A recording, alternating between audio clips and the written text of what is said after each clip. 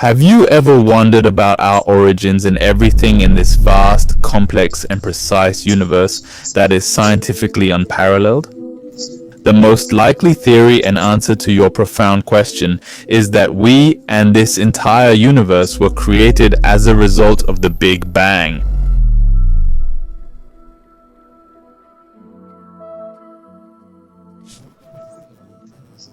You may wonder if there are limits to such claims. Who believes the Big Bang alone created us?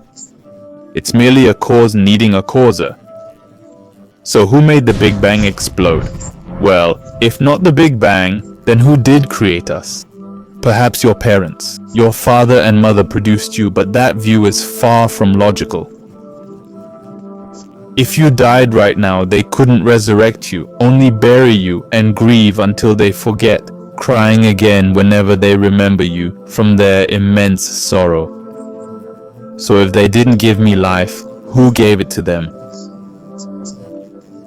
Who created them, their fathers, grandfathers, great-grandfathers, and ancestors upon ancestors?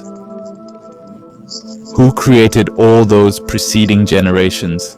We all understand the implication, and the answer is deceptively simple: evolution. However, evolutionary theory is nothing more than an outdated and erroneous theory.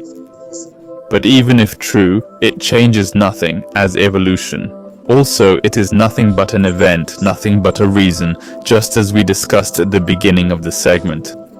If we go back to the beginning of the evolutionary chain, to the first living cell, the origin of all species, the question becomes, who gave it life?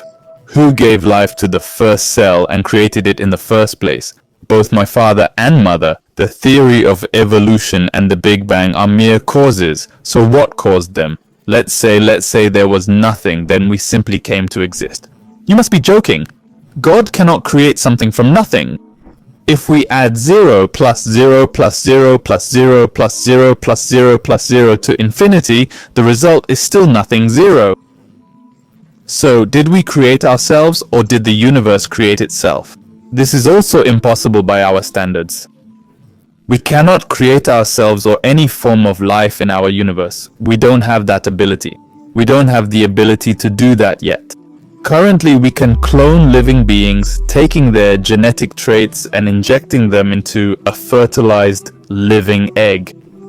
This is not creation but mere manipulation of genes, nothing more. In fact, all we've ever been able to do is take existing elements, rearrange, modify, and utilize them to advance humanity and facilitate life on planet Earth. I know, but in the future, we may achieve, with scientific progress, the answer to your question might be that there's another universe where they've figured out how to create from nothing and made us without us knowing who really created the universe that created us.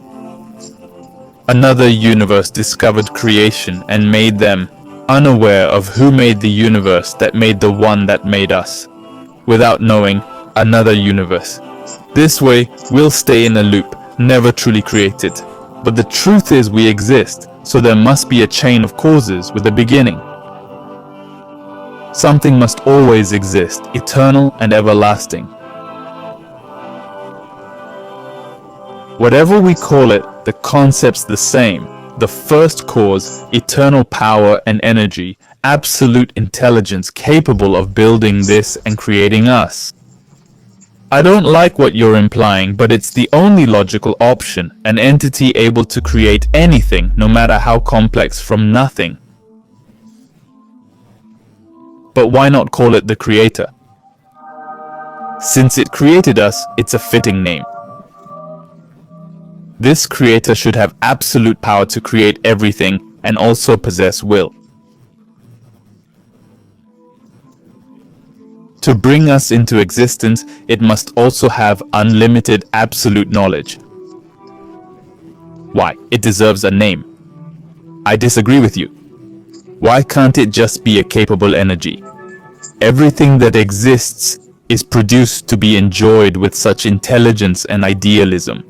Our world is incredibly complex with all this order, harmony, and intricacy in creation, from the laws of physics, gravity, biology, and astronomy. It can't simply arise from energy or force. And why not? Because randomness cannot produce order. Something random cannot produce something so indescribably organized. The precise and meticulous way everything is arranged is truly unbelievable. It's an important topic. Did you know that if the sun were a bit closer, we'd burn to death, and if it were slightly farther, we'd freeze to death?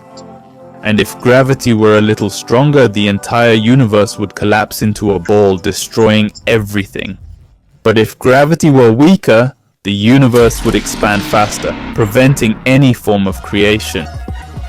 The key point is realizing this universe cannot exist without an ideal, willful, omniscient, and infinitely powerful creative entity.